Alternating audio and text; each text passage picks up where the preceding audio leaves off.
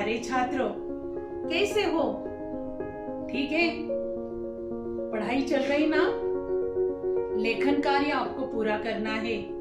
जितना भी मैंने आपको दिया है बच्चों, आपको लिखकर ही लाना है, एक दिन भी गंवाना नहीं।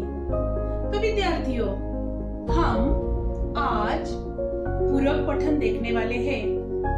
इससे पहले दो पूरक पठन हमने देखे हैं। पहला पद्य रूप में था और दूसरा गद्य रूप में। आज का तीसरा पूरक पठन वह गद्य रूप में है, जिसका नाम है ठेस। तो उसकी जानकारी मैं अभी आपको देने वाली हूँ। अपनी पाठ्यपुस्तक पन्ना क्रमांक 42 पर ठेस यह पूरक पठन दिया गया है, जिनके लेखक हैं फणीश्वरनाथ रेणु। फणीश्वरनाथ रेणु, इनका परिचय हम देखेंगे। जन्म 1921 पूर्णिया, बिहार। मृत्यु 1977। परिचय। हिंदी कथाधारा का रुख बदलने वाले फणीश्वरनाथ रेणु जी को आजादी के बाद के प्रेमचंद की संज्ञा दी जाती है। आपकी कहानियों और उपन्यासों में आंचलिक जीवन की धुन, गंध, लय, ताल, सुर, सुंदरता, कुरूपता स्पष्ट रूप से दिखाई पड़ती है। आपकी भाषा शैली में एक जादुई असर मिलता है। उनकी प्रमुख कृतियां महिला आंचल, परती परिकथा, जुलूस उपन्यास, एक आदिम रात्रि की महक, ठुमरी, अच्छे आदमी कथा संग्रह, वृण जल धन जल, नेपाली क्रांति कथा, रिपोर्टाज आदि। गद्य संबंधी देखेंगे। प्रस्तुत आंचलिक कहानी बिहार के ग्रामीण जीवन पर आधारित है। इस कहानी के माध्यम से कथाकार ने ग्रामीण जीवन, सामाजिक संबंध, कारीगरी, कारीगरों के स्वाभिमान आदि को बड़े ही सुंदर ढंग से चित्रित किया है। इस पूरक पठन में विषय प्रवेश करते हैं। कलाकार किसी भी धर्म, जाति और वर्ग का हो, उसे अपनी कला पर अभिमान होता है। वह स्वाभिमान के मूल्य को समझता है और उसकी रक्षा के लिए हमेशा तत्पर रहता है। जाति या धर्म के नाम पर जब उसके स्वाभिमान पर आघात होता है, तो वह उसे बर्दाश्त नहीं करता। प्रस्तुत कहानी में सिरचन नामक एक ग्रामीण कलाकार का वर्णन किया गया है। वह मोथी घास और पटेर की रंगीन शीतल पाटी यानी चटाई, बांस की तीलियों की झिलमिलाती चीक, सतरंगे डोर के मोढ़े, भूसी चुन्नी रखने के लिए मूंज की रस्सी के बड़े बड़े जाले, ताल के सूखे पत्तों की छतरी, टोपी आदि उपयोगी वस्तुएं बनाता है। ये वस्तुएं बनाकर वह अपनी आजीविका कमाता है। स्वाभिमानी होने के कारण वह हर परिस्थिति में अपने स्वाभिमान की रक्षा करता है। तो इस प्रकार हमने विषय प्रवेश देखा और पूरक पठन का पहला पैराग्राफ हम देखेंगे।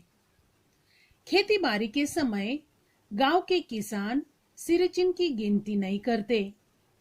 लोग उसको बेकार ही नहीं बेगार समझते हैं। इसलिए खेत खलिहान की मजदूरी के लिए कोई नहीं बुलाने जाता है सिरचन को। क्या होगा उसको बुलाकर? दूसरे मजदूर खेत पहुंचकर 1/3 काम कर चुकेंगे। तब कहीं सिरचन राय हाथ में खुरपी डुलाता हुआ दिखाई पड़ेगा। पगडंडी पर तौल तौल कर पांव रखता हुआ धीरे धीरे। मुफ्त में मजदूरी देनी हो तो और बात है। देखो बच्चों, इस पैराग्राफ में सिरचन, यह एक ग्रामीण कलाकार, इसके बारे में लोग क्या कहते हैं, इसकी जानकारी हमें दी गई है कि लोग उसे बेकार ही नहीं बेगार समझते हैं। यह सिरचन जो है ग्रामीण कलाकार है, अपनी हाथ की वस्तुएं बनाकर खुद बेचता है और अपनी आजीविका उसके ऊपर ही करता है। ऐसा विषय प्रवेश में हमने देखा। और लोग उसे बेकारी नहीं बेगार समझते। बेगार बेगार यानी बिना मजदूर के जबरदस्ती लिया गया काम, यानी कोई उसे बिना मजदूरी दिए काम करवाते हैं तो उसके लिए वह जल्दी राजी नहीं होता। तो इसलिए जब खेत खलिहान का काम यानी मजदूरी का काम आता है, तब मजदूर लोग जो काम करने जाते हैं उसे कोई बुलाने जल्दी नहीं जाता। क्यों? उसका कारण भी दिया गया है। उसके बारे में लोग क्या कहते हैं, क्या होगा उसको बुलाकर, लोग कहते हैं। यानी और भी आगे दिया है कि दूसरे मजदूर लोग खेत में पहुंचकर काम शुरू भी कर चुके होंगे, यानी 1/3 काम करेंगे भी, तब यह सिरचन हाथ में खुरपी डुलाता हुआ दिखाई पड़ेगा। यानी धीरे धीरे लोग काम भी शुरू करेंगे और यह सिरचन धीरे से आता हुआ, यानी आधा काम समाप्त हो चुका होगा, उस समय यह वहां पहुंचने की कोशिश करता है और उसका यह हुलिया नजर आता है। उसका वर्णन यहाँ दिया गया है कि मुफ्त में मजदूरी देनी हो तो और बात है, यानी मुफ्त में काम करने पर जो मजदूरी देगा तो वह उसके लिए राजी होगा। यानी यह पैराग्राफ, यह ग्रामीण कलाकार सिरचन, उसके बारे में दिया गया है। दूसरा पैराग्राफ हम देखेंगे। आज सिरचन को मुफ्तखोर, कामचोर या चटोर भी कह ले कोई। एक समय था जब उसकी मड़ैया के पास बाबू लोगों की सवारियां बंधी रहती थी।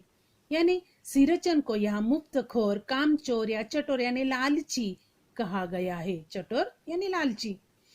वह आगे कहते हैं कि एक समय ऐसा था जब उसकी मड़ैया के पास, मड़ैया यानी झोपड़ी के पास, बाबू लोगों की सवारियां बंधी रहती थी। यानी जो भी कुछ वहां सवारियां थी वहां उसकी झोपड़ी के पास बंद कर लोग जाते थे और लोग पूछते ही नहीं थे, उसकी खुशामद भी करते थे, यानी उसकी प्रशंसा भी करते थे। यानी उसकी जगह वे उपयोग में लाते थे तो उसकी प्रशंसा भी वे करते थे। क्या कहते थे?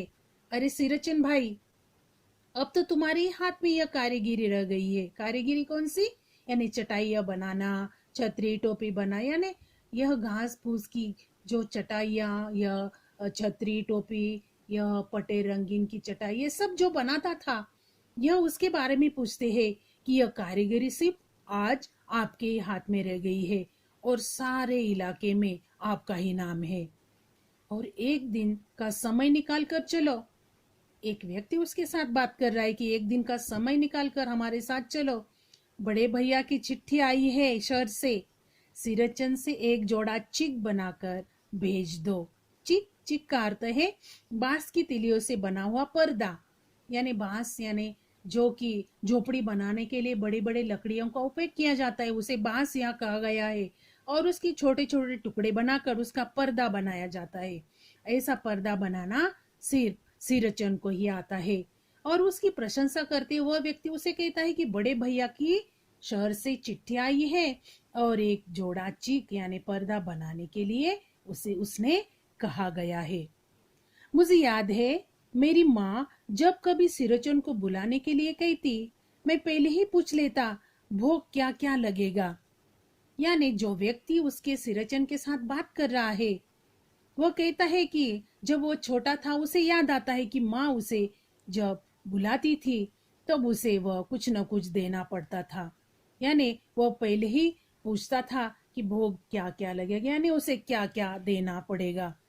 तो यह दूसरा पैराग्राफ जो है बच्चों, उसके कारीगरी के बारे में है कि लोग उसकी मांग किस प्रकार करते हैं। तीसरा पैराग्राफ हम देखेंगे। माँ हंस कर कहती, जा जा बेचारे, मेरे काम में पूजा भोग की बात नहीं उठाता कभी। पड़ोसी गांव के पंचानन चौधरी के छोटे लड़के को एक बार मेरे सामने ही बेपानी कर दिया था सिरचन ने। तुम्हारी भाभी नाखून से काट कर तरकारी परोसती है और इमली का रस डालकर कढ़ी तो हम मामूली लोगों की घरवालियां बनाती है। तुम्हारी भाभी ने कहाँ से बनाना सीखी है? ये तीसरा पैराग्राफ, सिरचन की बात यहाँ बताई गई है।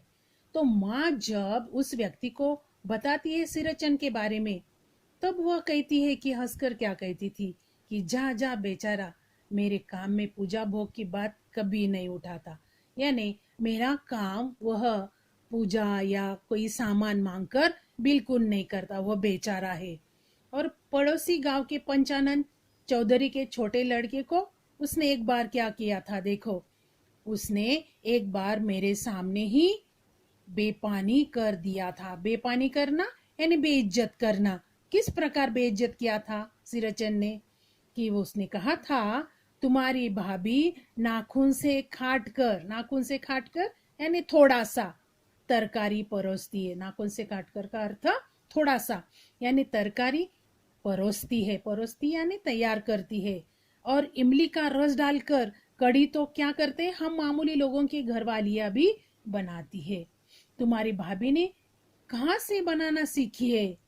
यानी हमारे घर में ही कढ़ी बनाई जाती है और इसमें इमली का रस डालकर हम मामूली लोग भी हमारे घर में बनाते हैं।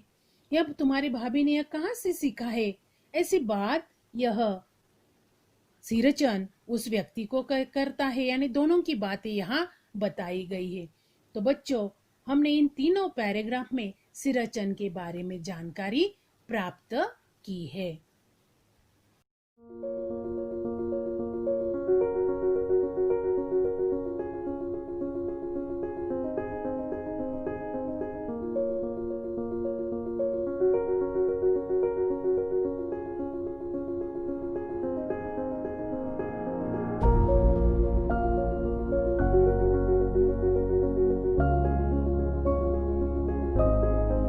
विद्यार्थियों, जो भी मैंने आपको पढ़ाया वह फिर से एक बार ध्यान से पढ़ना है। शब्दार्थ लेखन दिया है और एक पैराग्राफ भी आपको लिखने दिया है। उसका लेखन करना, ध्यान से पढ़ना, सेहत का ख्याल रखना और तंदुरुस्त रहना। जल्द ही मिलेंगे। धन्यवाद।